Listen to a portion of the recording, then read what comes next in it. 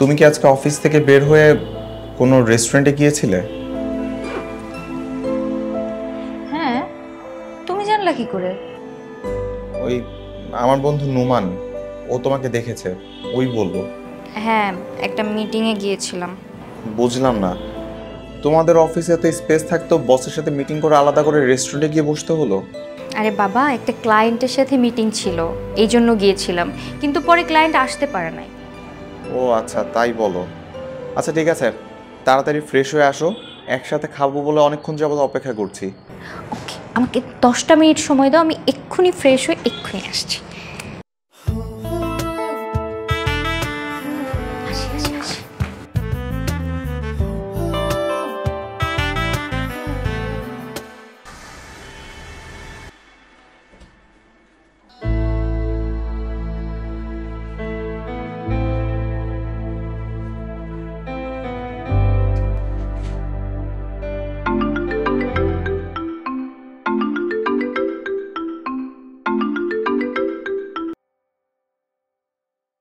Hello, কে বলছেন?